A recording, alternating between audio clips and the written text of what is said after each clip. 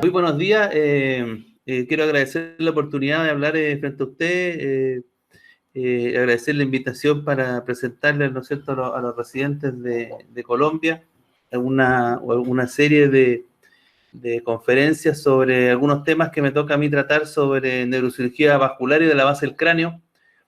Hoy día quiero presentarles una variación del acceso terional, que a su vez nosotros describimos la variante extradural de ese acceso y que nos permite presentarle a los pacientes una variedad un poco menos invasiva para manejo de patología vascular compleja y de tumores de la base del cráneo. Creo que es muy importante en el momento actual ofrecer alternativas menos invasivas, sobre todo porque la cirugía evoluciona mucho. Existe el concepto que las terapias concurrentes a la microcirugía, porque nosotros hacemos microcirugía, operamos con microscopio, presentan una evolución constante y que la microcirugía en realidad no evoluciona, lo cual es incorrecto. La cirugía que hacemos nosotros en el Instituto de Neurocirugía se modificó en forma muy sustancial desde el año 2015. Estamos hablando solamente 5 años. En los últimos 5 años nosotros hacemos una cirugía que es completamente diferente a la cirugía que hacíamos antes. De hecho, actualmente, por ejemplo, en tumores de base del cráneo presentamos una fuerte asociación con la terapia endoscópica endonasal y hacemos terapias combinadas que antes eran impensadas y que teníamos que hacer craniotomías para resolver ciertos tumores, como por ejemplo los meningiomas del tubérculo celular, que sabemos que la terapia endoscópica es muy usada, pero nosotros la hacemos incluso en pacientes con envolvimiento de carótida y con envolvimiento nervio óptico, porque combinamos terapia mínimamente invasiva por vía craniotomía con la terapia mínimamente invasiva por vía endonasal. Lo mismo existe desde el punto de vista de los aneurismas, principalmente cuando uno habla de base del cráneo, los aneurismas que más se tratan, que lo vamos a ver ahora, ¿no es cierto? Algunos ejemplos son los parquinoideos, pero también tenemos otras variedades que lo vamos a discutir en conferencias posteriores, que nos permiten llegar a través de técnicas mínimamente invasivas por mini craniotomía a la fosa posterior. Esto es un concepto que va más allá del Keyhole, se lo voy a tratar de explicar. El Keyhole es solamente achicar la craniotomía, que es un concepto que fue muy preconizado por Pernesky, ¿no es cierto?, desde el año 98, que son las primeras descripciones, por supuesto que lo operaba antes, principalmente por la vía transiliar y utilizando la endoscopía como una ayuda importante en patología vascular. Existe luego podríamos decir, una disminución del tamaño de las craniotomías, preconizado principalmente primero por Natal en el 2005, quien describió la vía mini-terional, que corresponde a una craniotomía terional más pequeña y que se centra en el área fenoidal, pero la técnica de él es miocutánea, y posteriormente tenemos la técnica interfacial de la misma craniotomía que fue escrita por el doctor Figueiredo, que es un brasileño, jefe vascular en Sao Paulo, cuando estuvo en su fellow con el doctor Spetzler el año 2007, pero que además suma un concepto que no tiene el Keyhole original, que es los límites anatómicos. El límite anatómico de la craniotomía miniterional interfacial es la línea temporal superior. Eso se debe a que si uno supera la línea temporal superior, abre el seno frontal, que son las grandes desventajas que tienen todos los accesos supraorbitarios. Todos los accesos supraorbitarios tienen el problema que si el paciente tiene seno frontal, vamos a tener una apertura de un seno paranasal. Doctor Mura, estamos en la primera diapositiva. ¿Usted no ha pasado más? No ha pasado más. No he pasado más todavía. Ok, disculpe. Está bien. Y como les contaba, es un concepto de que el seno frontal no se abre si uno no supera la línea temporal superior. Es muy importante ese concepto, que yo le llamo un concepto Keyhole de segunda generación.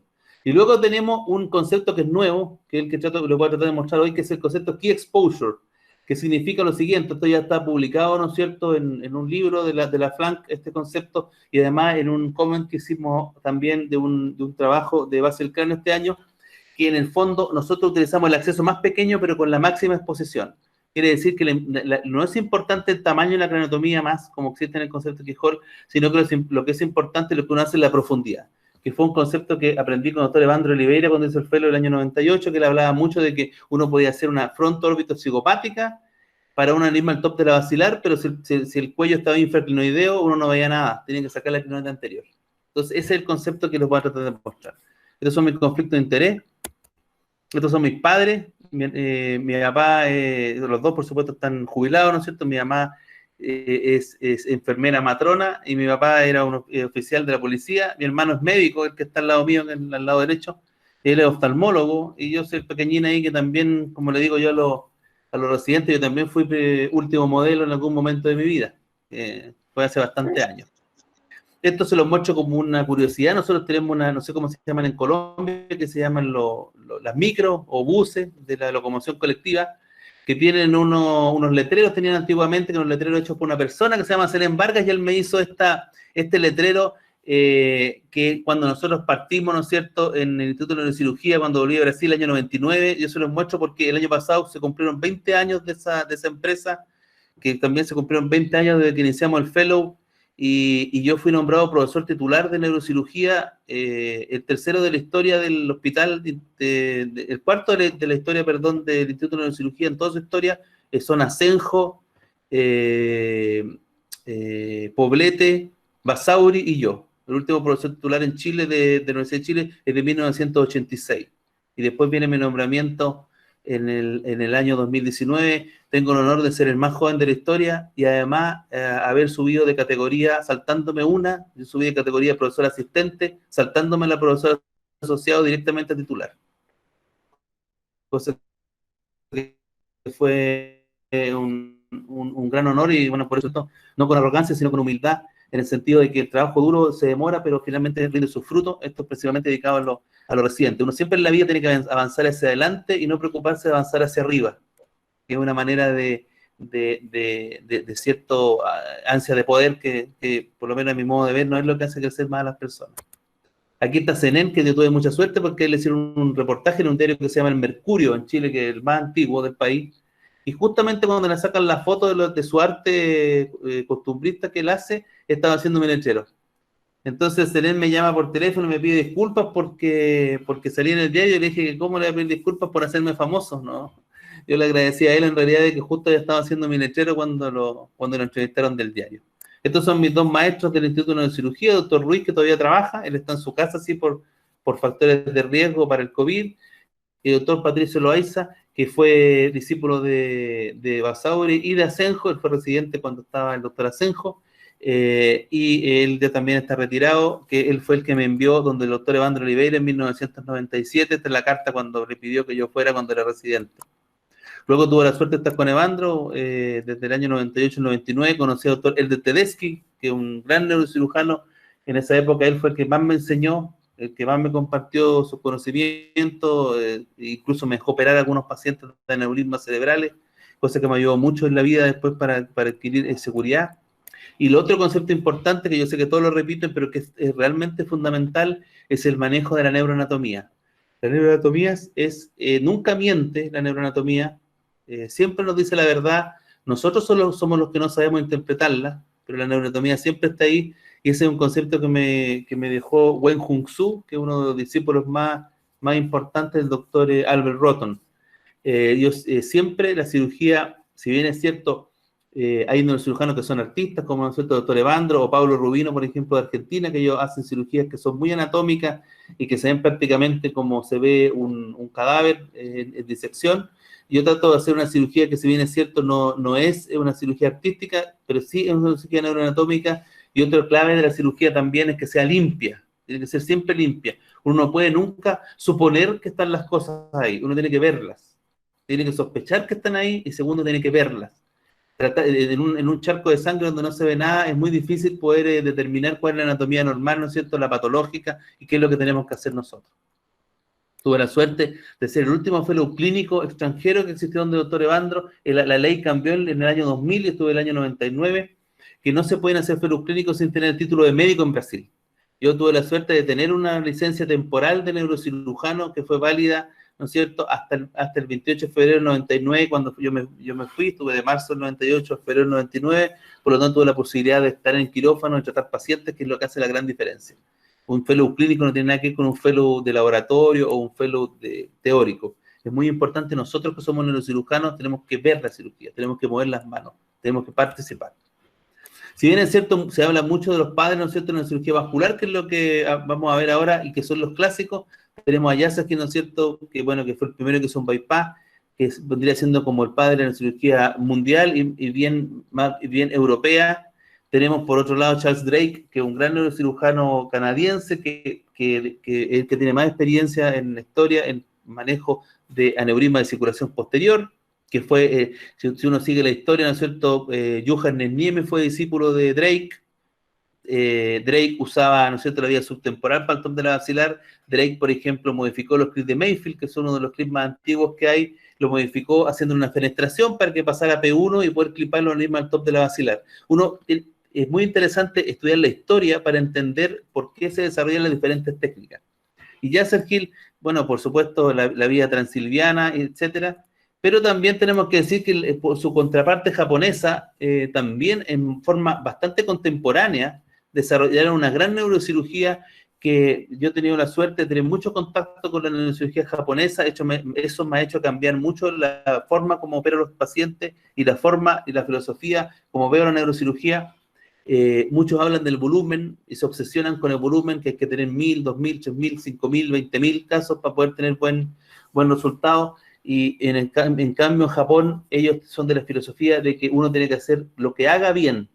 Puede que haga pocos casos, pero lo haga bien. Puede que uno haga 10 aneurismas al año, pero lo va a hacer bien los 10 aneurismas. Y es una filosofía muy interesante porque hay un discípulo de Sentaro Ito que se llama Kamiyama, que es el que desarrolló las tijeras que yo les voy a mostrar, que son las que utilizamos para esta cirugía, y a su vez Kamiyama formó un neurocirujano que se llama Rokuya Tanikawa, que a mi modo de ver es el mejor neurocirujano vascular del mundo en este momento por lejos, no hay nadie que se le acerque. Y Rokuya, por ejemplo, trabajaba en un hospital que se llama Abashiri, hace 20 años atrás, de bajísimo volumen. Sin embargo, él hacía una cirugía extraordinaria. Tuve la oportunidad el año 2007 de conocerlo y ver sus videos, ya en esa época videos de alta definición, y realmente una cirugía de otro nivel, una cirugía que el día de hoy es totalmente vigente en esa época. Ahora él trabaja en un hospital de alto volumen en Sapporo, y la cirugía que él hace es exactamente igual. Ahora trata un volumen enorme, pero cuando trataba un volumen pequeño, él también lo hacía bien. Entonces, es la gran excusa de nosotros como neurocirujanos, de que como tenemos bajo volumen, nosotros no nos sentimos cómodos haciendo alguna cosa, o nuestros resultados pueden ser malos. Eso yo creo que son más bien excusas que reales razones.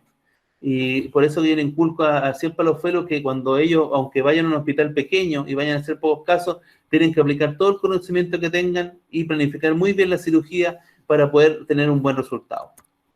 Aquí están las personas que yo les describo, ¿no es cierto? El doctor Kamiyama, el que está a la izquierda, él todavía trabaja.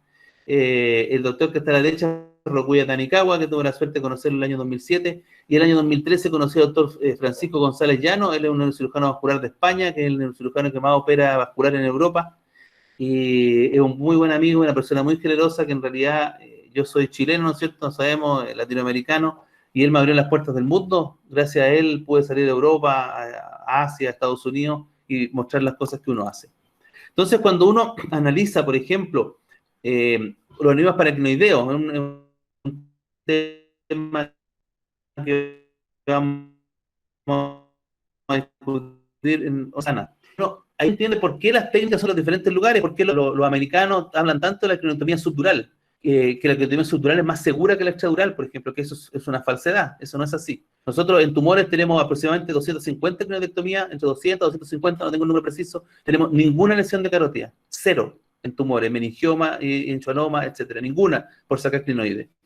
Y tenemos en aneurismas, que son 400 aneurismas paracrinoideos, tenemos solamente 2 lesiones de aneurisma que tenían una porción intraclinoidea de aneurisma, eran transicionales, que se resolvieron suturando el aneurisma y clipando, gracias a que la crinotomía era extradural y no hubo sangrado intracerebral, sino que simplemente con un cotón se controló y posteriormente se resolvió. Lo vamos a ver cuando veamos la clase de paracrinoideo.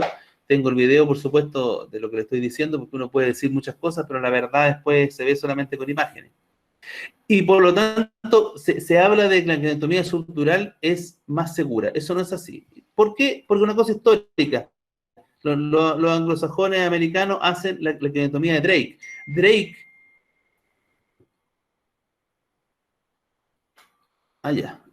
ocultar. Me están dando instrucciones. Drake describió en el año 68 la subdural. ¿Por qué? Porque él fue el que describió los neurismas carótidos oftálmicos, que son la variedad de neurismas paraclinoideos dirigidos hacia arriba, en la cual sacar una parte de la clinoide te permite cliparlo. Pero ahí está la diferencia filosófica, y es lo que ha cambiado ahora, que los americanos están haciendo extradural ahora, y combinada. Incluso Lawton sacó hasta un paper de cliniotomía combinada, aceptando de que la cliniotomía extradural es mejor. ¿Por qué? Por la cliniotomía extradural, el énfasis de la cliniotomía extradural es la descompresión de la vía óptica, y esa es la diferencia. Cuando yo trato un paraclinoideo, lo que me importa a mí no es el aneurisma, a mí lo que me importa es el manejo de la vía óptica, y es una cosa filosófica. Y eso fue descrito por los japoneses primero, que fue Akira Hakuba en 1982 en un trabajo en japonés, y luego, posteriormente, escrito por Dollens, que él hace una cliniotomía combinada. Eso se debe a que los japoneses abren la banda meningo-orbitaria, hacen un peeling de la fosa media, y con eso se permite sacar la clinoide en block, y no es necesario ni siquiera usar drill. En el cambio, en la cliniotomía de Dollens, uno debe abrir el valle silviano, que está esta figura de un paper de Dollens del 99, que se llama transorbitaria, transclinoidea, transilviana. ¿Por qué? Porque al no abrir la banda en forma completa, aquí está abierta la banda en forma parcial, hay un mini peeling de la fosa media en que se ve el cuarto, el B1 y B2, y el tercero aquí, uno en realidad tiene que abrir el valle silviano para poder clipar. Yo les voy a mostrar que no es necesario abrir el valle silviano cuando uno hace cliniotomía extradural, no tiene ningún sentido hacerlo, de hecho, uno tiene que abrir el mínimo. Eso va contra, por ejemplo, lo que todo el mundo dice en paraclinoideo. Pues yo no conozco otro neurocirujano que tenga 400 paraclinoideos clipados. Entonces, si él me viene a decir a mí que es más correcto algo que hace alguien que tiene menos casos, ahí es importante el número, yo le puedo rebatir diciendo que en 400 casos tengo 2 rupturas intraoperatorias y no tengo ninguna mortalidad relacionada, y además hay un sobre 97% de clipaje completo. Entonces, en realidad, la técnica se demuestra con resultados, y eso es importante porque nosotros, como somos latinoamericanos y estamos hablando en español, cuando uno va a mostrarle los resultados, ¿no es cierto?, hay mucho escepticismo, porque como un chileno va a operar. Los chilenos no sé, pues no imaginan ellos con unas gallinas, ¿no?, encima de un ómnibus, ¿no es cierto?, y en una cosa muy rural, y eso no es así. Las cosas han cambiado mucho, y la brecha tecnológica que nosotros tenemos ahora con otros países es prácticamente cero. Yo creo que lo más importante es no tener la brecha de conocimiento. Entonces, Dollens hace esta técnica combinada, que es muy útil, ¿no es cierto?, para lesiones tumorales, y nosotros la debemos usar también en lesiones tumorales, pero lesiones vasculares en realidad no. Y mucha gente cree que lo que hace es un Dollens, cuando en realidad lo que está haciendo es un Hakuba, que es muy importante. Si usted hace una cliniotomía extradural pura y saca la clinoide anterior antes de abrir la dura, eso está escrito por Hakuba en el año 82. Eso no es una cliniotomía de Dollens. La cliniotomía de Dollens es combinada. Eso es muy importante de saber, porque yo creía que lo que yo hacía era Dollens, porque cuando fui a don Evandro, aprendí la técnica, nos enseñaron la técnica de Dollens. Claro, porque nosotros no abrimos la banda meningo-orbitaria. Si usted abre la banda meningo-orbitaria, eso es un Hakuba. Es muy importante desde el punto de vista histórico ser justo. Entonces, Hakuba en el año 82 escribió esto, nosotros tradujimos el paper, porque era muy importante traducirlo para poder darle mayor difusión. Lo estamos tratando de publicar. Es muy interesante porque en ese paper del año 82 se escribe la sección de la banda meningo-orbitaria, se escribe el peeling de la fosa media, se describe la cliniotomía anterior extradural un año antes que Dollens, con pacientes operados antes que Dollens, y además se describe reparación de la vena silviana superficial, llegando al seno esfenoparietal, sutura de la vena el año 82, cosa que yo todavía no lo consigo hacer el año 2020, reparar la vena silviana cuando se lesiona. El doctor Hakuba ya lo hizo en el año 82. Además se describe la petrosectomía anterior, o sea, se describe también lo que se conoce por Kawase ahora, también está escrito ahí. Y bueno, para los que no conocen a Hakuba, él fue el que describió la vía órbito-psicomática. Eso está aceptado en la literatura. Se atribuye a Hakuba la órbito psicomática, pero no se atribuye a él la cliniotomía anterior extradural. Yo tuve la suerte de conocerlo en el año 98, fue a Brasil, por invitación del doctor Evandro, y claro, él presentaba, y bueno, en el libro de él que me lo autografió, se ve clarísimo que la vía extradural de Hakuba muy bien explicada. Entonces, cuando uno habla de la patología, tiene que saber definirla muy bien. Y los carótidos oftálmicos, como vamos a ver aquí en la serie nuestra, ahora llevamos 404, llevamos 4 neurismas este año, muy pocos por la pandemia, pero de todas maneras hemos logrado operar 4 pacientes. Son aproximadamente el 60% son dirigidos hacia arriba, o sea, carótidos oftálmicos, o sea, basta con sacar la clinoide, no es necesario nada más. Pero el resto de los aneurismas, los hipofisarios superiores, los carotid cave, fueron descritos por los japoneses a fines de los años 80, por el Kiyoshimi Kobayashi, para los que no saben.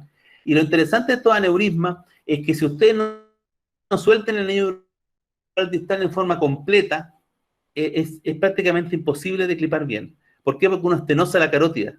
Al clipar el aneurisma, si uno no logra liberar el anillo neural distal, la carótida se estenosa. Y eso es muy importante. Por lo tanto, yo les aconsejaría que, si bien es cierto la craniotomía subdural es muy fácil de hacer, sobre todo cuando uno utiliza Sonopet ahora en vez de drill, porque no rota, por lo tanto es más seguro sacar la crinoide. De todas maneras, hay dos cosas que a mí me hacen hacer craniotomía extradural con mayor frecuencia. Lo primero, es descomprime la vía óptica en forma integral. Eso lo hemos visto en tumores, principalmente meningiomas del clinoidales y del tubérculo. Segundo, es muy segura de hacer, muy difícil de producir lesiones con una craniotomía extradural. Es rarísimo. En tumores nosotros tenemos un paciente que podría haber una lesión de carótida, nunca lo supimos, pero en realidad es una paciente extraña que tenía un meningioma, ¿no es cierto?, el seno cavernoso, y que probablemente hubo un fenómeno ahí de trombofilia, porque hicimos todos los estudios pre y postoperatorios y en realidad no quedó clara la causa de la complicación. Y lo otro es que además la liberación de la carótida les permite no solamente aneurismas paracnoideos, sino que aneurismas de comunicante posterior con carótida muy corta o con aneurismas de muy gran tamaño, de un gran tamaño, perdón, nos permite hacer un clipaje mucho más seguro. También tenemos experiencia en aneurisma de comunicante posterior, que uno, al liberar la crinoide anterior y liberar los anillos, uno puede clipar, sobre todo en pacientes con mucha ateromatosis. Este es mi equipo del instituto, son todos ex-fellow formados por nosotros, y la gracia de la mayoría de ellos es que tienen doble fellow. El doctor Valdés hizo con nosotros un año, después hizo un año en Toronto de vascular con Timiansky. El doctor Acevedo hizo un año de epilepsia con Gonzalo, un doctor de epilepsia del Instituto Nacional Velasco Suárez, Mario Alonso Vanegas, el doctor Francisco Rojas hizo con Schramm en Alemania epilepsia, el doctor Naudí hizo endoscopía con el doctor Daniel Prevedero en Ohio. Entonces, yo siempre he pensado de que uno tiene que formar a las personas y ellos tienen que seguir formándose para nosotros tratar de tener conceptos que sean internacionales y que sean seguros. Espera un segundito. Sí. Un segundo. El catéter espinal, Alejandro, hay que ponerlo siempre en base al cráneo. Los pacientes con válvula derivativa ventriculoperitoneal es para obtener normotensión cerebral. Nosotros necesitamos hipotensión cerebral cuando operamos meningiomas petroclivales. Así que de todas maneras hay que ponerle un catéter espinal a la paciente. Pregunta. Y aquí tenemos una foto que sacamos después de una cirugía. Yo trato siempre de que trabajemos en equipo. Muy importante saber de que uno no puede hacerlo todo. Por ejemplo, yo voy a operar un meningioma petroclival horrible en el hospital en un rato más, y el acceso tan petroso lo hizo el doctor Cook. Ayer operamos un aneurisma gigante silviano, roto, él operó el aneurisma y yo no me lavé, porque si uno se lava cuando es más viejo, normalmente opera el paciente. No hay que hacer eso. Y siempre tratamos de operar juntos con Naudí, él hace la endoscopía, hace el cráneo, tratamos de hacer cirugías combinadas, como yo les comentaba, liberando el nervio óptico. Es muy interesante, es un concepto que llamamos nosotros endoscopización de los tumores, que es un concepto nuevo, lo vamos a publicar, de que hay que tratar de trabajar en equipo. La gente trata de forzar la endoscopía por un lado, forzar la microcirugía por un lado, forzar la endovascular por un lado, forzar la microcirugía por un lado, pero en realidad lo que hay que tratar de hacer es trabajar juntos. Yo trabajo también con el doctor que se llama Luis Contreras, está haciendo endovascular en Francia, con Moré, llega en 2 meses más y nosotros vamos a comenzar inmediatamente a trabajar juntos. No vamos a hacer cirugía separada, vamos a hacer cirugía juntos. ¿Ya? Es muy importante tratar de cambiar ese concepto, porque juntos podemos hacerlo mejor. Por ejemplo, el otro día, veo un paciente que tiene un aneurisma, una mujer joven con un comunicante posterior, le pusieron un coils, la paciente recanaliza, en vez de los endovasculares mandarlo a nosotros, le ponen un flow diverter. El flow diverter es una hiperplasia intimal, la paciente con una isquemia del hemisferio derecho con amaurosis fugax. Entonces ahora hay que pensar en una revascularización. Si hubiera mejor comunicación a veces, que no la tenemos, tratamos de tenerla, en vez de forzar una técnica, uno puede hacer una técnica microquirúrgica o una técnica combinada y facilitarle a los pacientes la vida. En el caso mío, siempre digo a los colegas endovasculares que nosotros representamos al Instituto de Neurocirugía Senjo, no representamos ni el Servicio de Neurología Intervencional, ni el Servicio de Cirugía Vascular.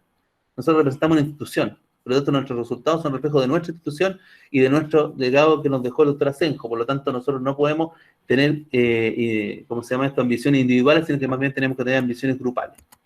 Aquí estamos operando con los neurocirujanos pediátricos también. También hacemos colaboración con un servicio de neurocirugía pediátrica grande que tenemos en el instituto, que es el único servicio propiamente tal de neurocirugía pediátrica, y colaboramos con ellos cuando hay patología como moya-moya, cuando hay aneurismas rotos, cuando hay malformaciones arteriovenosas, junto con la terapia endovascular. Hay que tratar siempre de colaborar. Y esta foto la saqué cuando estábamos discutiendo con Rodrigo Rivera, el neurocirujano, el jefe de neurología intervencional. Estábamos discutiendo un caso en el angiógrafo, viendo, sabes que en realidad lo podemos hacer endovascular, lo podemos operar, y hay que conversar los casos y ofrecer lo mejor. Muchas veces va endovascular, ¿no es cierto? Muchas veces va cirugía, y tratamos de dialogar. Algunos casos también ellos, por ejemplo, nosotros operamos algunos casos y ellos posteriormente nos hacen ver de que en realidad podría ser hecho terapia endovascular. Siempre va a haber va a haber diferencias, pero lo que hay que hacer es tratar de trabajar en conjunto. Esta diapositiva solamente va a mostrarles que como hay neurocirujanos más jóvenes ahora, millennials, ¿no es cierto?, que son los que hacen la neurocirugía base del cráneo, ellos prefieren siempre lo más simple, lo más rápido. Por ejemplo, en fosa posterior el acceso que más se usa es el retrosigmoideo transmeatal. El mini transvasal, nosotros no hacemos transvasal, hacemos una versión mini de transvasal. El peeling de la fosa media es muy utilizado también por toda la patología de fosa media que nosotros hacemos, y lo que más les gusta a mis fellows es la craniotomía anterior. Se hace muchísimo en el hospital, muchísimo, para descompresión de vía óptica, para hipertensión idiopática, para tumores, para aneurisma, etc. Es muy, muy utilizada. Y los accesos grandes, estos pretemporales, psicomático, transpsicomático, terional, yo les cuento, mire, en los últimos 5 años hemos hecho, nosotros hacemos no sé cuántas craniotomías al año, unas 1500, se hace muy poco terional, cada vez se hace menos. De mi experiencia personal, en los últimos 5 años he hecho solamente 2 terionales. Por ejemplo, órbita psicomática nosotros no utilizamos desde el año 2008 aproximadamente, hace más de 12 años que no hacemos ninguna órbita psicomática. Yo me formé con el doctor Evandro, así que para mí era un dogma antes de eso, pero en realidad hoy no le encuentro ninguna indicación a esa craniotomía, no existe indicación para la fronto-órbita psicomática. Yo sé que esto es duro para la mayoría de los neurocirujanos de mi edad o mayores, probablemente podrán decir que en realidad yo estoy equivocado, pero yo puedo mostrarle de los pacientes operados del año 2008, que no creo que otro neurocirujano les pueda mostrar lesiones de mayor tamaño o lesiones más complejas, porque uno tiene un sesgo que cree que lo que uno hace es lo mejor. Y yo creía que la órbita psicomática era lo mejor, creía que la terional era lo mejor, creía que los accesos grandes eran lo mejor, pero mis fellows me fueron convenciendo de que las cosas había que modernizarlas. El acceso miniterional que nosotros empezamos a hacer en 2015 fue porque el doctor Alejandro Kup, que es el que voy a operar con él hoy día, y operé con él ayer, me dijo que podíamos hacer una variante más pequeña lateral. Yo me enojé, por supuesto, que se creía él, que yo era el que mandaba, yo era el jefe, y él me convenció, me dijo, doctor, yo lo voy a mostrar, voy a hacer una cirugía más pequeña y vamos a operar a un paciente, a ver qué le parece. Y revisamos la literatura, comenzamos a hacer el miniterional, bueno, y ahora actualmente no utilizamos lateral, ni aneurisma roto, ni no roto, ni gigante, salvo, como le digo yo, estas 2 excepciones, que son casos muy, muy extremos. Y además, otros accesos que también hacíamos antes muy grandes, lo hemos ido achicando. ¿Por qué? Porque la morbilidad es menor. No es una cosa de moda, sino que es una cosa de que, por ejemplo, primero, utilizar el microscopio desde el inicio del acceso. Nosotros hacemos la parte piel y músculo sin microscopio, pero desde el músculo para adelante hacemos con microscopio la cirugía, lo cual mejora muchísimo la eficiencia del cirujano, mejora la visualización y achica muchísimo la cirugía. Hace que la cirugía sea más eficiente, a pesar de y además hace que los tiempos operatorios sean más cortos, entre 25 y 30% más cortos los tiempos operatorios. Nosotros lo medimos, porque tenemos una serie desde el año 2000 al 2008, por ejemplo, de órbita psicomática, después la comparamos con la posterior, los mismos cirujanos, los mismos actores, podríamos decir, y con mayor eficiencia. Creo que está en nosotros poder hacer los cambios, siempre decir también de que uno nunca hace nada nuevo, todo está descrito desde la época de Walter Dandy. Él ventrículo, el gigante. ¿Pero por qué entendemos eso? Porque la instrumentación que tenía él no era tan buena como ahora.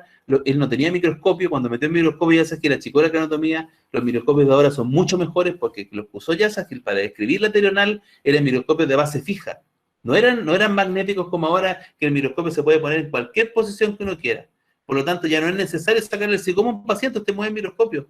Antes los microscopios eran verticales, por supuesto que había que tener una cranotomía grande, porque el microscopio no tenía la versatilidad de moverse. Ahora tiene la versatilidad. Ahora, por ejemplo, tenemos aspiradores y bipolares por luz.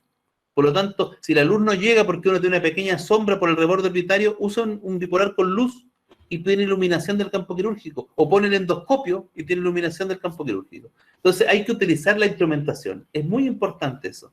Les voy a mostrar que el clip no da lo mismo, las cosas no dan lo mismo. La instrumentación yo la conocí, la gran avance que tuve en instrumentación fue cuando fui a Japón. Principalmente al conocer el concepto de succión y irrigación, que es que con el mismo aspirador usted succiona e irriga. Eso permite darle libertad al ayudante o asistente para que haga otras cosas en la cirugía para asistir al cirujano y permite achicar mucho la cirugía porque uno mantiene limpio el campo quirúrgico en forma directa. Y lo segundo es la tijera de Kamiyama. Es raro que uno diga que un solo instrumento puede hacer una gran diferencia, pero en este caso esta tijera hace una gran diferencia. Uso la misma tijera para abrir la dura madre, para abrir el valle silviano, el anillo dural distal y disecar los tumores, por ejemplo. La misma tijera. Tengo la misma tijera hace 5 años. De esa calidad estamos hablando. Y su diseño es genial, porque es un diseño en semiluna lateral, lo cual hace que la tijera funcione como un disector. A diferencia de la tijera en punta, que la punta va y toca la estructura que uno va a cortar, ¿no es cierto? Y lesiona en algunos casos. La tijera, al ser curva, uno elige lo que va a hacer, si diseca, si corta, etc. Hace una gran diferencia técnica. La instrumentación es fundamental. Por lo tanto, esta es la historia de nuestra cirugía, ¿ya? Desde que comenzamos, del 99 que volví a Brasil hasta 2014, hicimos en forma dogmática, frontalopitoxicomática, terenal clásica, interfacial, que fue la que yo aprendí con el doctor Evandro, y técnica de Jacuba, porque abríamos la banda orbitaria sin saberlo. En algunos pacientes hicimos técnica de Dolen sin abrir banda. Pero en el año 2015 cambiamos gracias a la instancia, ¿no es cierto?, del doctor Coop, que fue un poco antes, lo de Coop. ¿Y por qué? Porque a mí se me ocurrió, oye, pero si nosotros hacemos mini perional, que fue la sugerencia de Coop, ¿por qué no hacemos nuestra variante de cirugía extradural haciendo esta misma cronotomía mini? ¿Nos servirá? ¿Será suficiente? ¿Será algo que tendrá lógica o una estupidez? En realidad, achicarse, ¿para qué? Y empezamos a discutirlo. Esto es del año 2017, que fue una discusión que tuve con mi fellow doctor Rafael Martínez Pérez, que está ahora en Denver, en Estados Unidos, haciendo su segundo post-fellow, y empezamos a ver en realidad que esto de ser miniterrenal extradural no estaba descrito. Nadie lo había descrito en ninguna parte. Entonces, yo esto ya se lo dije en la introducción, pero quiero que lo vean en el paper para que quede grabado, que la primera miniterrenal descrita fue por el doctor Natal de una variante miocutánea, que tiene la desventaja de que el músculo hace un bulto adelante y que en realidad para poder llegar bien a la base de cráneo anterior, que es sacar la crinoide, es más dificultoso. Pero si uno utiliza el concepto de segunda generación, que digo yo, que el concepto neuroanatómico del doctor Figueiredo, uno hace una técnica interfacial y uno puede llegar mucho mejor a la base de cráneo. Entonces yo digo, key anatomical concept, keyhole, key anatomical. ¿Por qué Figueiredo hace interfacial? Porque Figueiredo fue residente del doctor Evandro. Él lo formó en vascular en el Hospital de Clínicas de Sao Paulo. Por lo tanto, ahí le quedó embebida la técnica interfacial. Entonces muchos dicen, no, que se cae en la ceja, eso es un problema técnico. No, que se atrofia el músculo, es un problema técnico también. Acaba de sacar un paper del doctor Álvaro Campero de Argentina, muy interesante, sobre la retracción segura del músculo temporal siguiendo la irrigación de la arteria temporal profunda. Esa es la clave de la atrofia temporal. El exceso de monopolar en esta porción donde entra la temporal profunda, desde la porción más anterior, debajo del zigoma, y el corte de las fibras del músculo. Esas son las dos causas de atrofia. Y eso está muy bien en ese paper. Y eso es lo que uno tiene que cuidar cuando hace la cirugía. Nosotros no cortamos el músculo como está descrito acá, esto es del paper de Figueiredo, y esto es porque es cadáver, en cadáver hay que cortar el músculo porque está rígido. Nosotros no cortamos el músculo, nosotros cortamos la fascia y solamente retraemos el músculo, las fibras musculares, y no hacemos ningún corte del músculo propiamente tal, lo cual hace que la atrofia muscular sea muy rara. Siempre se va a comparar las técnicas mínimamente invasivas, pero las comparaciones que se hacen hasta el día de hoy son solamente el concepto keyhole, ¿no es cierto? Vamos a hacer transiliar, vamos a hacer supervitaria extendida, para poder sacar crinoides, eso está todo estudiado. Rafael se ha dedicado mucho a estudiar eso cuando estuvo en Ohio, de comparar las diferentes técnicas mínimamente invasivas, y la gracia de la vía miniterional, ya sea con incisión clásica o con incisión transiliar extendida, porque en el paciente añoso muy calvo, por ejemplo en mi caso, no podemos hacer una miniterional porque me va a caer la incisión en la frente, pero sí podemos hacer una transiliar extendida con disección interfacial que nos va a permitir hacer exactamente lo mismo. La gracia de la vía miniterional como concepto es que es más versátil. Nos permite, por ejemplo, no abrir el seno frontal, que la propietaria lamentablemente no lo tenemos que abrir, es un elemento de juicio, y lo segundo nos permite tener injertos, porque nosotros como operamos muchos tumores, utilizamos la fascia del músculo temporal como injerto dural, y utilizamos la grasa del colgajo interfacial para selle, por ejemplo, del pilar óptico o de la celdilla de Onodi en el caso del nervio óptico. Entonces, muy importante la versatilidad. Nosotros podemos hacer cosas por la ceja, pero una vez que usted abrió la ceja, cero versatilidad. No hay de dónde sacar colgajo para esos pacientes. ¿Ya? Esto también para mostrarles que ya ha sido comparar la terional con la miniterional desde el punto de vista de exposición, de todas estas cosas, y de trabajo randomizado hecho por Figueiredo en Brasil, que demuestran que son muy similares. Lógico que estoy hablando de patología cisternal, que tiene que ver con la cisterna silviana y las cisternas de la base del cráneo. Si ustedes tienen un glioma, si ustedes tienen un meningioma, si ustedes tienen una lesión tumoral superficial, la cranotomía tiene que ser acorde con el tamaño de la lesión, eso es obvio. Yo estoy hablando de lesiones cisternales. En esas lesiones, ¿no es cierto?, estamos hablando de este concepto. Entonces, ahora vamos al concepto que yo les decía, key exposure, o sea, vamos a hacer la cranotomía más pequeña que nos permite una cirugía segura, pero en la profundidad vamos a hacer la mayor eficiencia posible de nuestra cirugía. Esto nosotros lo acabamos de publicar en el Surgical Neurology, sobre nuestra evolución de la técnica miniterional. Tuvimos la suerte de que lo publicamos junto con el doctor Figueiredo de Brasil, ¿no es cierto?, y González Llano. Espérame un segundo. Estoy haciendo una clase, Alejandro. ¿Qué pasa?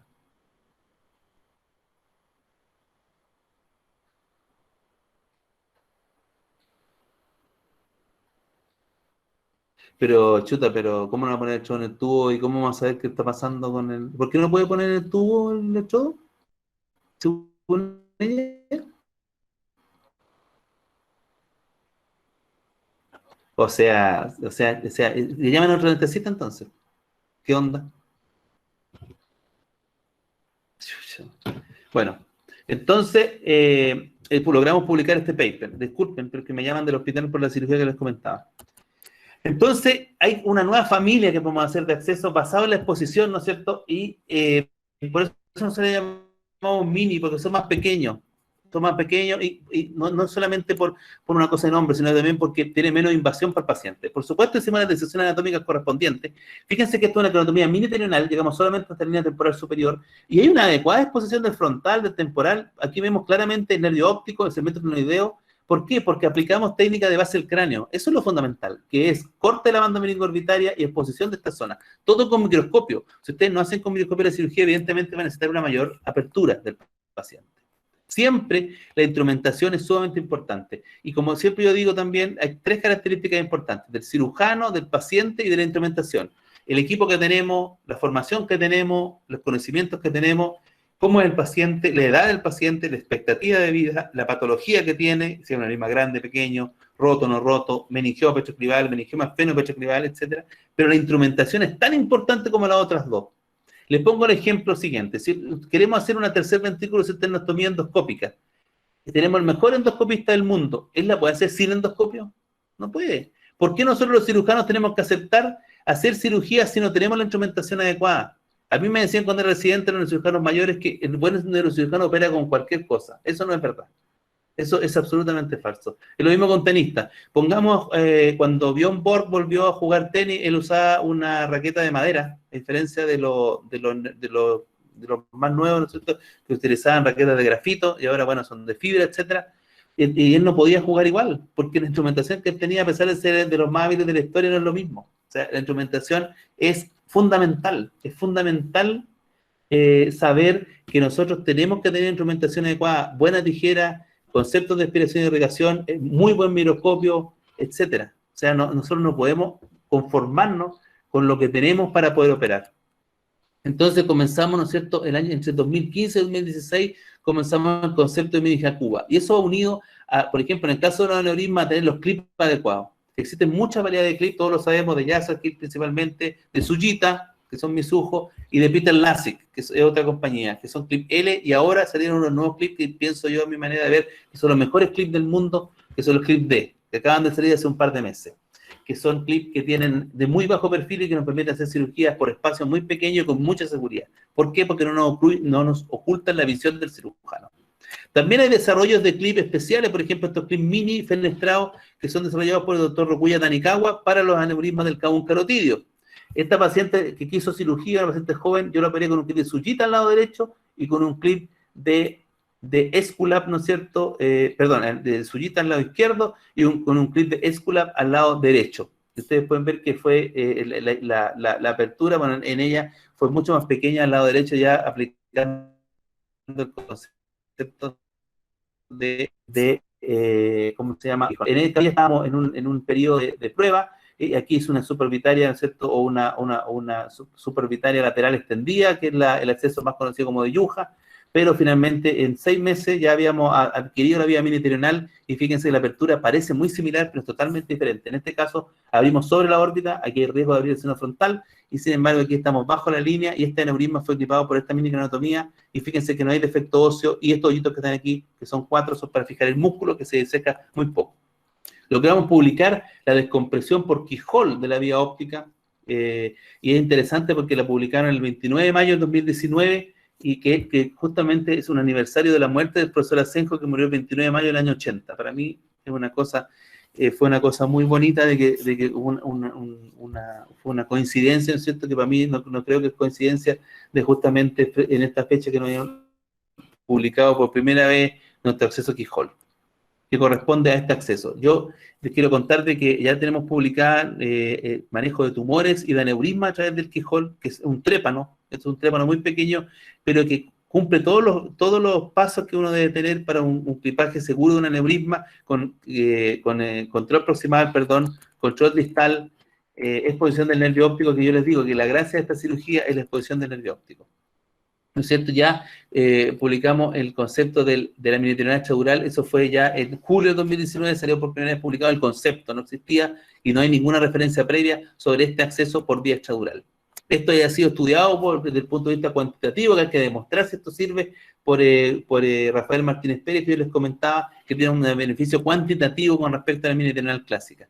Y hemos logrado, por supuesto, publicar sobre fenopatroclivales y también sobre aneurismas paracnoideos tratados por esta vía.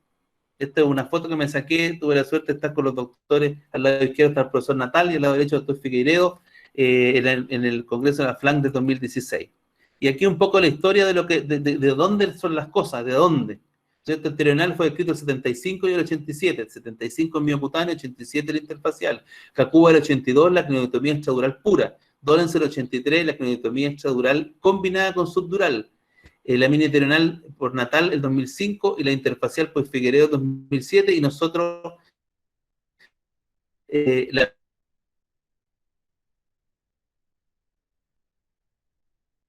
la versión mini por vía extradural escrita por los japoneses hace muchísimos años y ellos la hacen, pero la gracia de esto es lo que vemos en el manejo de los tejidos blandos. Esto es un esquema hecho por Pablo Alviño, que fue uno de nuestros pasantes en la cirugía vascular, y ustedes pueden ver que para hacer una craniotomía grande hay que hacer una gran apertura.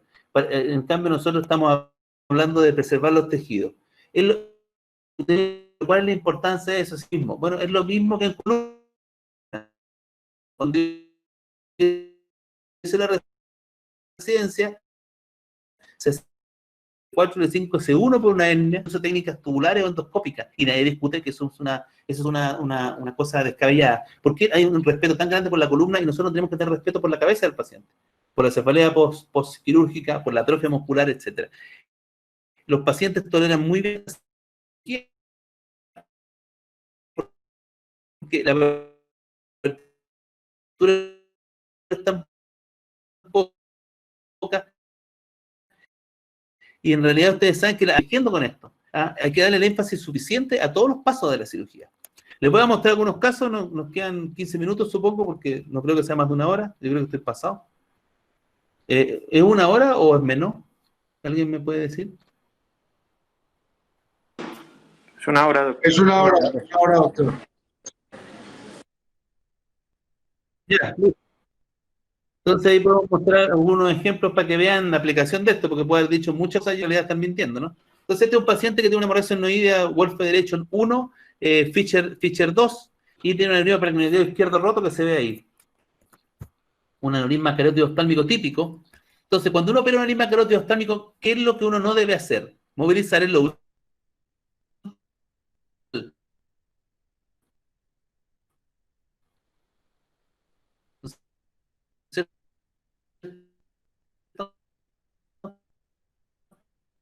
Si uno va a hacer tiene que movilizar el lóbulo frontal para poder fresar la crinoides. Por lo tanto, en el caso de este aneurisma, es más riesgoso hacer subdural. Nosotros cuando hacemos craniotomía extradural, que yo lo estoy mostrando aquí, este es el lóbulo temporal izquierdo, el lóbulo frontal izquierdo, estamos comiendo la pared de la órbita. Nosotros no necesitamos movilizar en ningún momento el lóbulo frontal. Fíjense, aquí estoy destechando el canal óptico y no movilizo prácticamente nada el lóbulo frontal. Ahí ya liberé el canal óptico, no movilizo el lóbulo frontal. Estamos aquí cortando el pilar óptico con Kerrison. Fíjense que ni siquiera es necesario drilar, sino que solamente con gubia estamos sacando la crinoide. Y nosotros vamos a poder disecar completamente la crinoide, quebrar el pilar óptico, resecar la crinoide, sin movilizar el lóbulo frontal. Lo cual hace que sea una cirugía más segura que si uno hace una craniotomía subdural. Posteriormente usamos cola de fibrina, que es muy segura también para sellar el seno cavernoso. Y posteriormente lo que vamos a hacer es una apertura lineal de la dura madre sobre el valle silviano, sin movilizar el lóbulo frontal. Vamos a seguir hasta el nervio óptico, que nosotros ya lo vimos por vía extradural, sin movilizar ninguna estructura. Aquí tenemos, ¿no es cierto?, el nervio óptico, y estamos abriendo el anillo dural distal de la carótida, sin movilizar el lóbulo frontal, y poniendo un retractor en el temporal, que nos permite que haya un espacio entre temporal y frontal. Exponemos la carótida distal, exponemos la axila distal del aneurisma, exponemos el nervio óptico, exponemos la arteria oftálmica y la axila proximal. O sea, tenemos todos los principios de una cirugía segura. Nosotros en aneurismas paracnoideos siempre abrimos el cuello. En tumores no lo abrimos porque tenemos 0% de lesiones de carótida, pero en el caso de aneurismas, como han habido 2 roturas, nosotros en el cuello ponemos un clamp. Eso nos permite en el momento del clipaje bajar la presión del paciente, del saco. Fíjense que está súper bien expuesto, no fue necesario mover nada el frontal con el peligro de rotura que tenía el paciente, y posteriormente no nos queda más que hacer un clipaje. Fíjense que es una hemorragia adenoidea, el cerebro estaba tenso,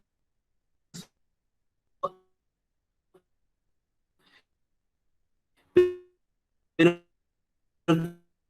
¿qué estamos utilizando nosotros? El corredor extradural en una hemorragia adenoidea. Fíjense, ponemos un clip que me gusta a mí utilizar en paracnoideo, que es el 747, que es un clip muy importante y dedicado a este aneurisma. De hecho, hemos diseñado clips para Peter Lassie gigantes, para aneurismas gigantes que siguen esta curva. ¿Por qué? Porque si ustedes ponen un clip recto en un carótido oftálmico y los cirujanos que han operado saben que chocan con el tubérculo celular. Entonces, y además, si el nervio óptico está desplazado hacia medial y hacia abajo, muchas veces uno puede incluso pinzar el nervio óptico. Pero con el 747 uno sigue en la dirección de la carótida. Entonces, si tenemos un cuello ancho, en realidad, fíjense lo tremendo que era la presión del aneurisma, que el clip se rotó un poquito. Entonces, lo que hago yo, en la mayoría de los casos, es colocar un segundo clip de refuerzo que me permite, por lo tanto, tener un clipaje seguro. Posteriormente, ya cuando el aneurisma está clipado, ahí ya da lo mismo, y nosotros podemos, ¿no es cierto?, seguir haciendo nuestra cirugía con tranquilidad. O sea, vamos a coagular el aneurisma, vamos a cortar el aneurisma para asegurarnos que la vía óptica esté totalmente descomprimida, vamos a abrir la cisterna, ¿ya? Ahí vamos a abrir la cisterna hacia la fosa posterior, aquí estamos lavando, fíjense, abrimos el valle silviano levemente, como era un Fischer 2, no abrí el valle silviano en forma muy amplia, cuando son Fischer más amplios, abro la dura madre en forma lineal hacia atrás, y limpiamos la cisterna, y ustedes pueden ver que el cerebro quedó totalmente relajado, y el cierre dural es muy simple, es un cierre dural recto. Yo les obligo a los residentes y a los fellows a cerrar con microscopio, porque eso les va haciendo que tengan más habilidades para uso del microscopio y que no cuando salgan del neurocirujano empiecen a utilizarlo. Y ustedes pueden ver la relajación del cerebro de este paciente y el resultado angiotomográfico. Este paciente anduvo muy bien Y quiero contar de que a raíz de este enfermo, que los CLIP 747 de Yasser Hill y de Sujita y de Peter Lasik son de 9 milímetros, nosotros desarrollamos con Peter Lasik versiones de 11, 15 y 18 milímetros. Y ahora estamos desarrollando una versión gigante, un giant clip para aneurismas paragnoideos que nos permite tratar lesiones gigantes con un solo clip. Porque yo creo que lo más importante, y siempre se lo vuelvo a repetir, es el manejo de la vía óptica en estos aneurismas, que es la gran ventaja que tenemos sobre el endovascular. La vía óptica. El nervio óptico no es un nervio periférico, es un tracto, igual que la médula espinal. Los pares craneanos, el tercer nervio mejor la microcirugía, la endovascular es bastante buena también, 66, 70% de mejoría, la cirugía 95%, y por supuesto que en sexto nervio no hay discusión que la endovascular es superior, principalmente por el uso de los diversores de flujo, que creo que también han disminuido el uso de los bypass de alto flujo en forma violenta. Pero los otros tipos de bypass, principalmente para isquemia, lo estamos haciendo con frecuencia. ¿Sirve esto para tumores? No, pero es que un tumor, doctor Mura, usted tiene que sacar la órbita, el cigoma. Bueno, este es un paciente que tiene un choroma trigeminal con una extensión importante en fosa posterior y una extensión pequeña en seno cavernoso. Muchos autores dicen que hay que operar por vía posterior primero. El problema de operar primero por fosa posterior es que ustedes sacrifican el trigémino. Y para mí es fundamental la preservación del trigémino. ¿Por qué? En choroma trigeminal yo tengo 21 casos operados, sección del trigémino tengo solamente en un caso, y es terrible porque el paciente pierde la córnea. ¿Por qué? Porque B1 da atrofismo de la córnea. Entonces ustedes tienen que preservar. B1 es el más importante, B3 es el segundo más importante porque es la masticación a través de la raíz motora, perdón, y B2 es el tercero en importancia que hay que tratar de no comprometer. Esto además requiere una petrosectomía anterior. ¿Por qué? Porque normalmente los choromas trigeminales grandes hacen la petrosectomía anterior solos, a través de remodelación ósea, pero en este caso no. Entonces fíjense, esto es una mini terional, y fíjense cómo está relajado. ¿Por qué? Por el uso de catéter espinal, drenaje lumbar. El drenaje lumbar permite evitar la órbita cigomática, sacar el hueso, etc. Entonces, aquí ustedes pueden ver que nosotros hicimos ya el peeling de la fosa media, retrayendo el lóbulo temporal, que es lo que mejor protege el cerebro. La dura madre. La dura madre es lo que mejor protege el cerebro. Por lo tanto, mientras no abramos la dura madre, está todo bien. Y fíjense que era un tumor bastante extenso, igual uno lo veía tan pequeñito, ¿eh? Entonces lo que hacemos es entrar siempre entre B2 y B3, y entramos entre B2 y B3, empezamos a resecar el tumor por parcialidades. Luego, aquí tenemos la raíz trigeminal, aquí tenemos B1, aquí tenemos B2 y B3, aquí tenemos el cuadrilátero de Kawase. Otro concepto que tengo, que a mí me gusta, es vamos a hacer el acceso a la medida que lo necesitemos. No entramos y le sacamos, como yo hacía antiguamente, órbita, cigoma, tremenda anatomía, le freso el Kawase y después veo cómo saco el tumor. No. Yo ahora voy sacando el tumor y si necesito hago un Kawase. Si no necesito, no lo hago. En este caso, no podía ver bien la fosa posterior, así que le hice una petrosectomía anterior de Kawase al paciente. Fíjense que a veces está un poco comprometida la visión, entonces ahora lo que hacemos nosotros es utilizar aspiradores con irrigación, o sea, con iluminación, perdón, para poder tener una mejor visualización o meter el endoscopio. Y aquí ustedes pueden ver que vemos el puente de Barolio, ¿no es cierto? B1, raíz trigeminal, B2, B3, y el tumor salió completo. Fíjense, con preservación del trigémino. Si lo metemos por fosa posterior, lo más probable es que se sacrifique el trigémino. El cierre es muy fácil, hay que levantar la dura, nada más. Petrosectomía anterior de Kawase, evidentemente el tumor salió completo. La resonancia no la pongo en este caso exprofeso porque es evidente que el tumor no está. Es evidente que vimos toda la estructura, lo que digo yo que hay que ver. Y por supuesto, no somos nosotros los que escribimos esto, ni los inventores de la rueda, nada, esto está todo escrito. Por ejemplo, el trabajo de William Cadwell también, que yo comparto esa filosofía en seno cavernoso, que es descomprimir los nervios. Y también podemos sacar un meningioma clinoidal por una mini cranotomía, que este es el último caso que les voy a mostrar porque nos quedan 6 minutos. Pero por supuesto, ¿por qué vamos a hacer una gran cranotomía en este paciente para sacar este meningioma? ¿Por qué en la convexidad nosotros usamos navegación y hacemos una incisión pequeña y exponemos el meningioma en lo más pequeño posible para sacarlo? ¿Por qué no podemos hacer eso en la base del cráneo? Porque está la base, ¿no es cierto?, al revés. Bueno, exponemos la base del tumor, cortamos la irrigación y sacamos el tumor por una mini cranotomía.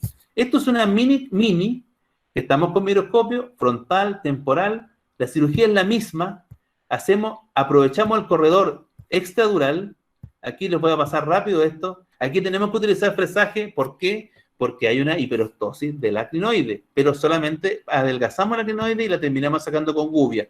Yo soy un convencido que el daño del nervio óptico es por calentamiento por drill. Rocuya tiene 28% de lesión parcial del nervio óptico, porque él utiliza mucho drill, nosotros tenemos 8%, por lo tanto es muy importante saber de que el drill hay que tratar de utilizarlo lo menos posible. Aquí sacamos la crinoide y ustedes van a ver que la cirugía es la misma. Rodeamos el meningioma por el borde externo, después tenemos que abrir la vaina del nervio óptico, seguir hacia el tercero y abrir hacia el lateral. Hacemos lo mismo con meningioma de la convexidad. Aquí está el nervio óptico, ¿no es cierto? El segmento crinoideo de la carótida. Estamos haciendo exactamente lo mismo. Fíjense que aquí ya liberamos el nervio óptico, aquí tenemos tumor medial del nervio óptico, pero la base ya está totalmente cortada. Entonces lo que obtenemos con eso, aquí liberando el nervio óptico, ¿no es cierto? Ahí tenemos la carótida ya, aquí liberamos la carótida, aquí comenzó a salir líquido cefalorraquídeo. Lo que obtenemos con eso es que el tumor está exangüe. Por lo tanto, lo que tenemos que hacer posteriormente es tratar de sacarlo con un aspirador ultrasónico. El aspirador ultrasónico no se la pudo porque era muy duro, así que lo que yo utilicé fue la tijera de Kamiyama, hay una versión de la tijera de Kamiyama para sacar tumores, que es más grande, tumor durísimo, como una roca, y logramos, ¿no es cierto?, siguiendo los mismos principios de la cirugía clásica.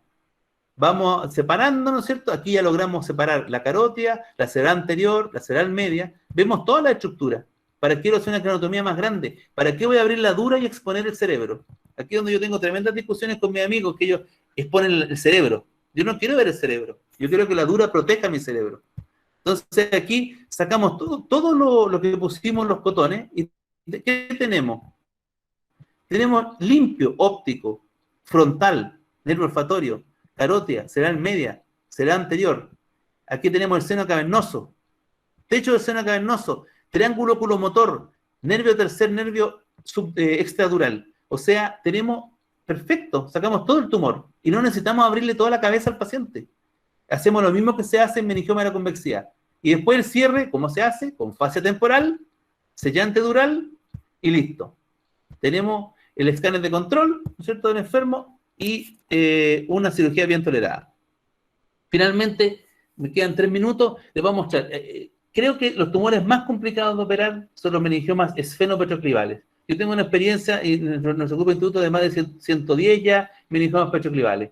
De esos tenemos aproximadamente 35, entre 35 y 40 meningiomas esfenopetroclivales, que son meningiomas petroclivales combinados con un meningioma seno-cavernoso. Es la pesadilla más grande que puede haber para un neurocirujano de base del cráneo, este tumor.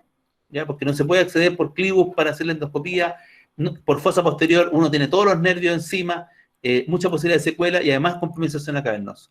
En estos tumores nosotros hacemos la misma cirugía, peeling de la fosa media, exéresis de la porción exofítica, neurolisis o sea, liberación primero del nervio óptico y neurolisis de los nervios del seno cavernoso. Del tercer nervio, aquí estamos liberando el tercer nervio, sacamos la porción exofítica, neurolisis del cuarto nervio, que se lo voy a mostrar, ahí está el cuarto nervio, que fue preservado en el paciente, y posteriormente, neurolisis de ¿cuál? Del quinto nervio, apertura del Count de Meckel, tercero liberado, cuarto liberado, vamos a liberar el quinto. En este caso hay que hacer un caguace, porque no puedo sacar la porción de fosa posterior. Esta es la raíz trigeminal que está entrando al ganglio de Gasser. Aquí estamos sacando la porción posterior del tumor. Fíjense. Aquí tenemos que fresar el cuadrilátero de caguace para poder sacar este tumor. Y ustedes pueden ver, aquí lo comencé a fresar. Freso muy poquito, porque lo que yo quiero fresar es solamente la porción de fosa y no sacar la porción del CAI. Mi límite siempre va a ser el conducto auditivo interno. Entonces, aquí, perdón, mil disculpas, aquí podemos ver finalmente que logramos sacar todo el tumor que estaba en relación al seno cavernoso. Tenemos el cuarto nervio preservado, la basilar, el tercero, el quinto que está saliendo aquí del tronco y entrando toda esta zona. Era un tumor horrible. El cierre es muy simple, nuevamente. Vemos que hay una pequeña contusión del cerebro, pero pequeña, por una cirugía de gran magnitud.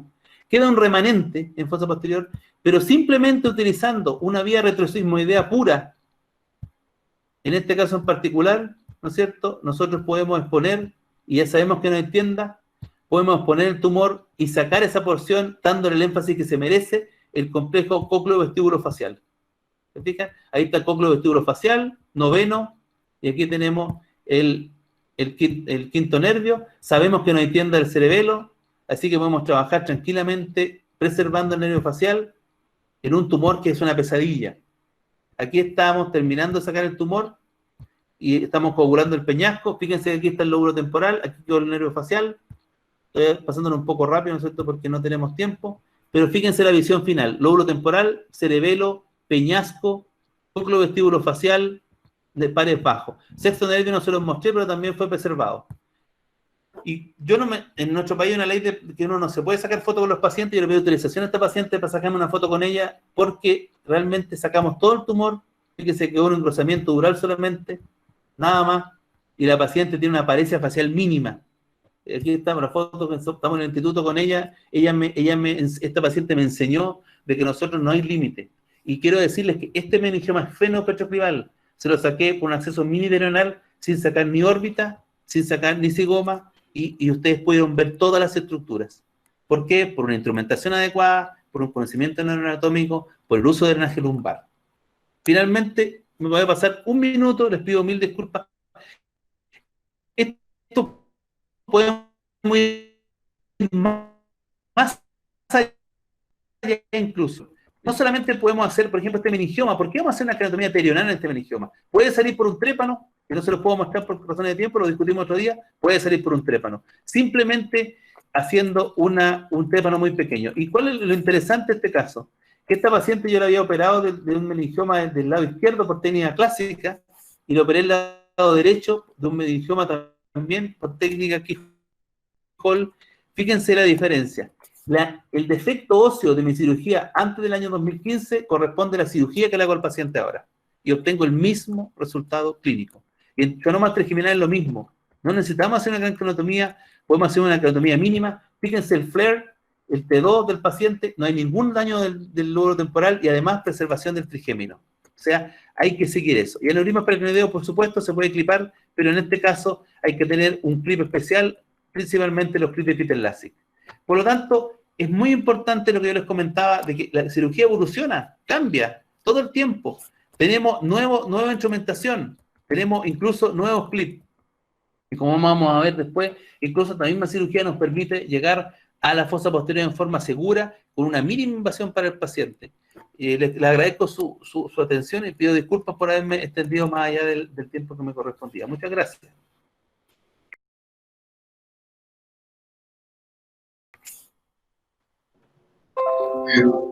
Doctor Mura, muchísimas gracias. Una excelente conferencia. Queda usted cordialmente invitado para los siguientes eventos. Yo tengo una pregunta, y es, primero, para hacer este tipo de abordaje hay que tener un buen laboratorio. ¿Ustedes cuentan con un laboratorio que permita estudiar, o todos tienen que irse a estudiar afuera? No, mi hospital tiene un laboratorio, pero nosotros dedicamos básicamente a revascularización cerebral. Ese es nuestro fuerte en el laboratorio de mi hospital. Existe un laboratorio de neuroanatomía en la Universidad de Chile, pero en otra sede. Y del punto de vista de la práctica, es en realidad, nosotros hacemos enseñanza en el quirófano. O sea, hacer una terional clásica es una versión más grande de lo que estamos haciendo. Este acceso es más fácil de hacer que una terional, mucho más fácil. De hecho, por ejemplo, nosotros no usamos el Keyhole de McCarthy para hacer anatomía, que es la que utiliza la vía terional. Nosotros utilizamos la vía a través de la cresta esfenoidal. O sea, nosotros expresamos directamente la cresta esfenoidal, y de ahí queda sin defecto óseo el paciente. Yo sé que uno mira con escepticismo, ¿no es cierto?, el hecho de, porque yo también lo hice hace 5 años atrás, mira con escepticismo que uno puede hacer todo por este acceso más pequeño, y en realidad se puede hacer todo. Hay cosas muy puntuales que no se pueden hacer. Por ejemplo, aneurisma muy gigante, que también nos toca hace un par de meses atrás. Operamos un aneurisma muy grande de paraquinoideo, enorme, unos 5 centímetros, y realmente tuve que hacer una craniotomía terional porque no lo hice antes de la cirugía, estaba planificado, porque no podía poner los clips, porque los clips tenían que entrar por su frontal, porque el aneurisma era tan enorme que no podía meterlos por el valle silviano. Entonces, en ese caso hicimos una arterional. Creo que como todas las etapas de la enseñanza microquirúrgica, uno tiene que en realidad poder realizar todos los accesos. Por ejemplo, cuando nosotros no teníamos endoscopía, pucha, lo primero que yo me preocupé, en vez de atacar la endoscopía y decir que había que hacer todo por microcirugía, fue enviar a un neurocirujano a formarse en endoscopía a Estados Unidos, inmediatamente, hace años, que es Naudí. Y en este momento nosotros en el hospital, los cordomas, los condosarcomas, ¿no es cierto?, los meningiomas del tubérculo, los meningiomas clivales, todos se hacen por endoscopía. Evidentemente la hipófisis también, eso es lógico, eso se ha hecho siempre por transferencial. Se está mudando la técnica de microscópica a endoscópica, estoy hablando de endoscopía de base del cráneo. Creo que todas las técnicas no hay que combatirlas, sino que hay que unirse. A mí, por ejemplo, me dicen, ¿qué aneurisma tú consideras que es endovascular? Para mí no hay ninguno. No existe un aneurisma endovascular. Para mí. Porque no existe un aneurisma que yo no pueda operar. Porque si no lo puedo operar, la hago un bypass. Pero ese soy yo. ¿Me entiendes? Si nosotros le preguntamos a un cirujano de 35 años que lleva practicando 3 años, la cantidad de aneurismas endovasculares va a ser probablemente la mayoría porque no tiene experiencia para tratar. Pero ¿qué es lo que hay que hacer ahí? Hay que juntarse, porque evidentemente que si yo no opero todos los pacientes de los aneurismas, porque hay aneurismas que para mí, porque de poder operarlo puedo, pero el endovascular tiene una vía mucho más cómoda. Por ejemplo, un aneurisma del top de la basilar dirigido hacia atrás, un aneurisma del tercio medio de la basilar, un aneurisma comunicante anterior dirigido hacia arriba, un aneurisma del cabo carotidio grande, una aneurisma vertebral pica de cuello pequeño. O sea, hay aneurismas que la terapia endovascular es superior porque el acceso de ellos es más fácil. ¿Me entiendes? Entonces tampoco hay que ser absolutista desde el punto de vista de nuestra técnica. Creo que tenemos que abandonar, porque los neurocirujanos, como el doctor Evandro, ¿no es cierto?, de fines del siglo XX, es la pelea con el endovascular. Nosotros no tenemos que hacer la pelea con ellos, tenemos que trabajar con ellos. Principalmente por un tema que vamos a discutir en las sesiones futuras, que es el manejo de la isquemia cerebral. La isquemia cerebral es el gran capítulo de la neurocirugía vascular del siglo XXI. Y los neurocirujanos en este momento no estamos participando del manejo de la isquemia cerebral aguda. Estamos solamente manejando la subaguda y la crónica. La aguda no estamos haciendo casi nada. Y existe, por lo menos yo y varios neurocirujanos más a nivel mundial, que estamos preconizando el manejo microquirúrgico de la isquemia cerebral, para trabajar en conjunto con los terapistas endovasculares. Porque la terapia endovascular en este momento resuelve el 90% de la isquemia, y el 10% está quedando sin resolución porque los neurocirujanos hemos abandonado la isquemia. Por lo tanto, tenemos que nosotros meternos en la isquemia cerebral. Es muy importante eso. La hemos abandonado con los años y creo que ese es el gran futuro. No son los aneurismas, no son las malformaciones, sino que es la isquemia. Es lo que está ocupando a la mayoría de los especialistas en este momento. Es muy interesante el desarrollo que ha habido de las imágenes, de la tomografía cerebral computada, de los software de Rapid, por ejemplo, para ver stroke. Yo estoy muy entusiasmado con el manejo de la isquemia. Doctor Mura, aquí tengo varios colegas que me escriben por el chat diciendo que si es posible, colegas residentes, ¿no?, que solicitan una rotación con usted, no sé qué tan posible sea y qué debemos hacer. Yo creo que con la pandemia era muy difícil hasta el año 2020, hasta ahora, porque en Chile, igual que en Brasil, piden el título de médico para poder participar de cualquier rotación. Pero ahora con la pandemia se flexibilizaron las leyes en Chile y en todos los países por la necesidad de personal de salud. Por lo tanto, se ha flexibilizado desde el punto de vista de uno acreditar que es médico, ¿no es cierto?, a través de documentación y poder ejercer. Porque lo único que necesito yo para que venga un neurocirujano es que pueda participar en quirófano. O sea, yo creo que venir a mirar nomás una cirugía no les va a ayudar tanto como poder participar, ¿no es cierto?, hacerla. Porque haciendo uno como cirujano es como realmente crece.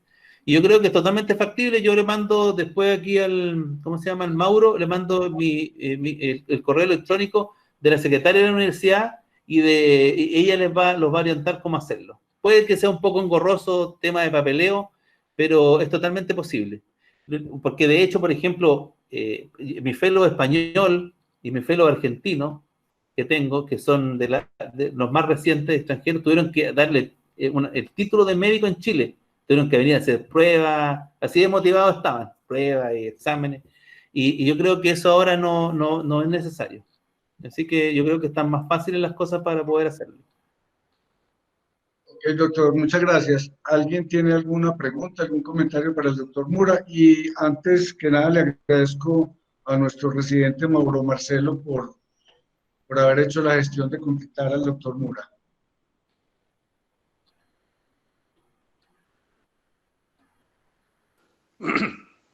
Doctor Mura, Sí. no, yo le envié un mensaje de agradecimiento al Instituto Asenjo y indirectamente a la neurocirugía chilena.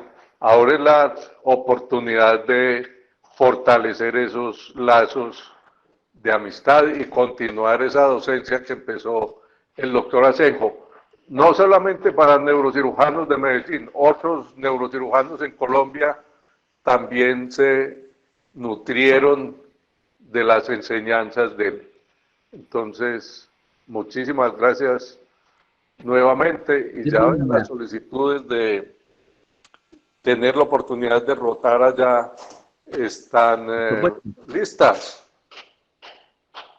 Yo quería contarle una anécdota para terminar, que cuando yo estuve en Brasil, porque la fecha 29 de mayo del 2019, ¿por qué tiene tanta importancia para mí?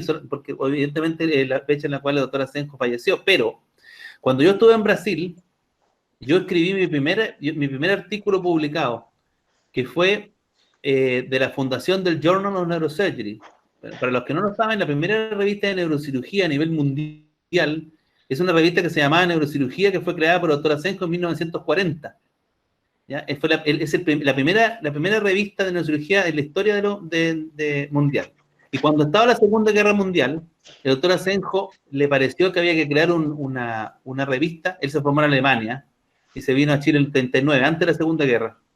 Y a él le pareció que había que crear una revista de lengua inglesa, porque evidentemente que la lengua inglesa es la que estaba primando en ese momento. Y él se reunió con John Fulton, que es era el presidente de la Harvey Cushing Society.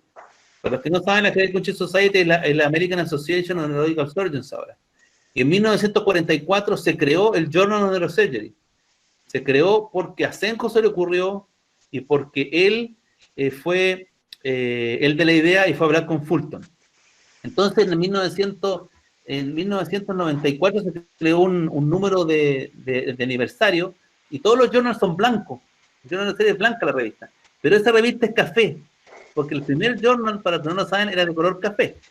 El color café, que mejor para Colombia que decir color café, ¿no? Y entonces yo estaba en Brasil y en esa época, para los niños jóvenes, los residentes, que deberían saber todas las cosas porque tienen internet, ¿no es cierto? Tienen YouTube y tienen todo, y resulta que uno les pregunta dónde está el tercer nervio y no saben. Es una tirada de orejas para los residentes. Tienen mayor obligación que nosotros de saber, porque en la época nuestra no había internet, estaba en pañales, por lo menos en mi caso. Era lentísima porque era por teléfono. Y más encima, nosotros para poder revisar un artículo teníamos que ir a la biblioteca, cosa que no se hace ahora porque uno en la casa baja todos los artículos. Entonces, un día yo iba caminando por la entrada del hospital y la biblioteca está en el primer piso. Y entro a la biblioteca. Y no sé por qué entré, porque yo no tenía nunca tiempo, pero entré a la biblioteca ese día. Entonces voy a mirar el journal, los Neurosurgery, y están todas estas revistas blancas, ¿no es cierto? Y resulta que había una revista café que me llamó la atención. Y yo la saco, y la abro, y empiezo a leer, y en la primera página decía creación del Journal of Neurosurgery. Y dice, la creación del Journal of Neurosurgery es idea de un neurocirujano chileno, Alfonso Asenjo, y la historia, ¿no es cierto?, que habló con Fulton y toda la cosa. Y Asenjo ha sido el único no americano que ha estado en el comité editorial del journal. Porque el comité editorial del journal es de la American Association. Entonces tienen que ser miembros de la American Association. Pero el único no miembro es el doctor Asenjo, porque era el de la idea. Lo tuvieron ahí hasta el año 50, después lo sacaron. Pero él estuvo durante 6 años en el comité editorial.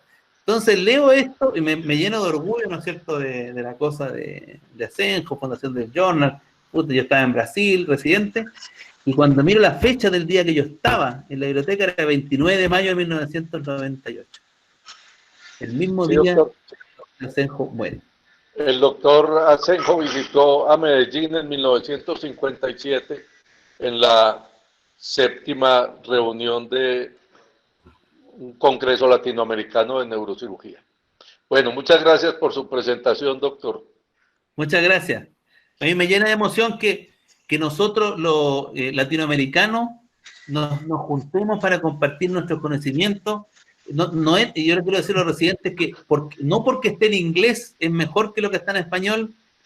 Nosotros somos tan dignos de hacer una neurocirugía de primer nivel como cualquiera, y nosotros tenemos, y eso es lo que le quería decir con mi historia, que nosotros tenemos una tradición tan larga como tienen otros lugares del punto de vista de la neurocirugía, más de medio siglo.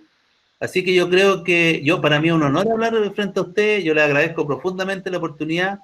A mí lo que más me importa es que nosotros compartamos, principalmente la gente de más experiencia, como lo toca David, ¿no es cierto?, que nos da todo un enfoque histórico que nosotros no tenemos, y que le digo a los residentes que hay que respetar eso. No porque un neurocirujano ya no opere, no es de respeto. De hecho, con el neurocirujano que no opera y que es capaz de contarle a uno cosas que uno no sabe, es de más respeto aún.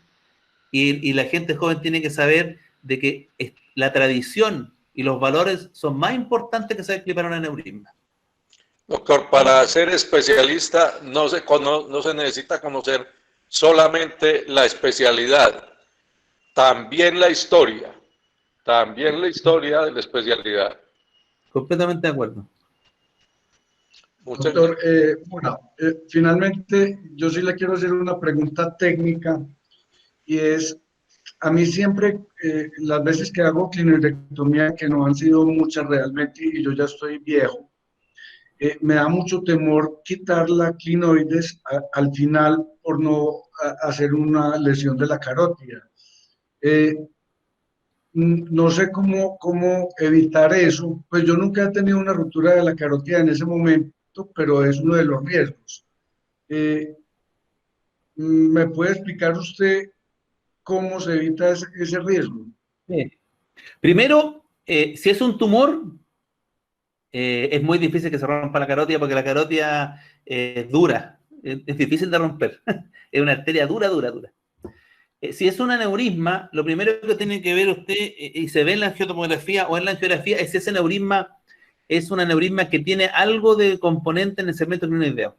Si el aneurisma tiene algo de componente en el segmento clinoideo, principalmente lateral, que es un aneurisma súper raro, menos del 10% de los aneurismas son laterales, en eso son los únicos aneurismas que hay un riesgo, que son los que se pueden romper. Pero, ¿cómo hay que hacerlo reglado? La clinotomía anterior.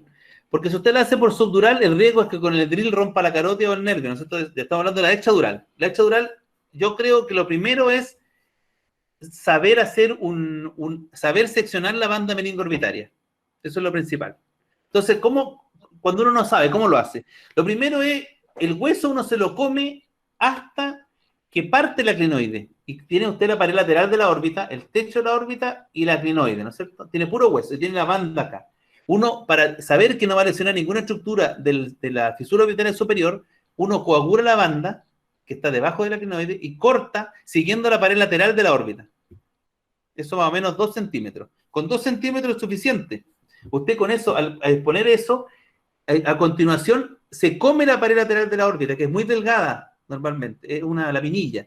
Con eso va a tener la clinoide solamente va a estar pegada por 2 pilares, porque primero la fenoidal al comérsela, el tercer pilar está comido. A usted le quedan 2 pilares, que son el canal óptico, saca la pared lateral, después sigue, se come el canal óptico, liberando totalmente el óptico.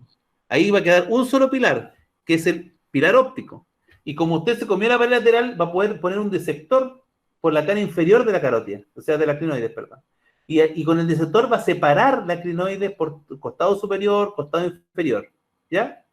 Y cuando tenga separada la clinoide, costado superior, costado inferior, la va a movilizar y va a fracturar el pilar óptico. Se fractura, la mayoría de las veces. Y una vez que está fracturado, el pilar óptico, tiene que saber que detrás del pilar óptico está la carótida dando vueltas. Entonces, no puede meter disectores en forma vertical porque va a reventar la carótida. Entonces uno se para abajo, se para arriba, y donde está el pilar empieza a luxar la carótida. Entonces la clinoides, perdón.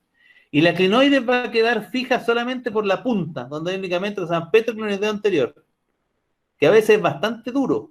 Entonces, lo que va a hacer es soltar completamente hacia el lateral y después va a mover la clinoides para soltarla.